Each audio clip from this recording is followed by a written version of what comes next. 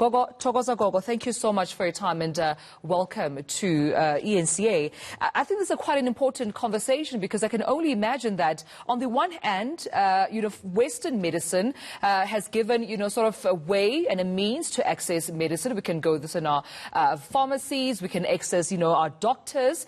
But when it comes to traditional healers or sangoma or gogo, what are the challenges that you're facing right now? Gogo, thank you for having me.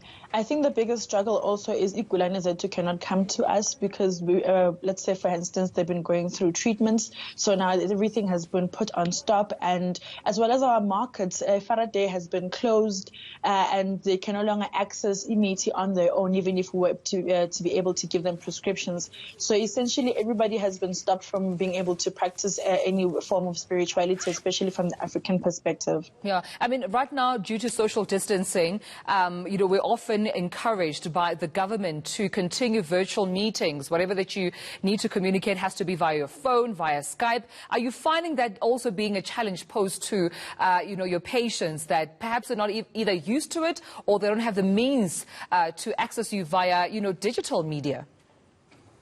The first thing I can speak to about that is the quality of the service that we're able to bring, because part of us being spiritually inclined people is that we work on energy as well. So if you cannot step into the room, part of that information would not be then shared with you because of the limitation of being online. But there are some people that are challenged with network issues. Data in South Africa is an issue as well. So they find themselves very challenged. But there are those people that would easily migrate to talking on a more online platform, but that's for people that are more modernized and not people that are maybe based in the rural environments. Yeah, and then just in terms of accessing, medicine, because before this lockdown was announced, I can imagine that perhaps there were some patients who were meant to either come consult or awaiting, their medicine.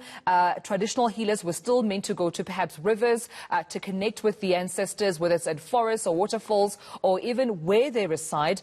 What means are you making right now to ensure that your patients are serviced? Right now, there's very limited access to anything. And I mean, like, even if I can tell my clients that what they're dealing with is actually a big influence in their life in terms of their progression or their health, that does not mean that's going to be translated to the soldier who's going to bump into them in the street when they're going to be then setting forth with the missions that we've set them on and for their own healing. So we find ourselves very limited. There's not much that we can do, as well as I'm supposed to be going around to other people's homes to cleanse their environments. They find themselves stuck with the same issues that have been bothering them because we can't necessarily be out there and making sure that these services then are able to carry on. Yeah. Gogo, I'm just curious to know, we've been hearing a lot of conversation going around about potential vaccines, about tests that are currently being conducted, but this mostly from a Western medicine perspective. And I'm just curious to know if traditional healers at all are included in this conversation. Are we seeing even more leadership coming from the Traditional Leaders Council in ensuring that your perspective and your input is equally recognized as we talk about a potential remedy to this pandemic? Actually, for the most part, I don't know of any of our leaders in the fraternity that are invited to the platforms where they can be able to share their concerns. Simply put, I would not let any African feel that they should be taking the vaccine at all. But even in the meetings that were had with government leading up to which services they found to be important and to stay open and relevant at this time, I don't think that the platform was actually available to any of our leaders to come to speak for our fraternity in terms of us to carry on servicing the people that we've been assisting along the way. And what is COGTA then saying to ensure that they somehow assist you? I mean, there are people's lives that are on the line. There are patients that rely on you and your medicine and your intervention. As you mentioned, you were meant to also go to a home and cleanse the home. Then what is COGTA doing, or rather saying, in terms of assisting you?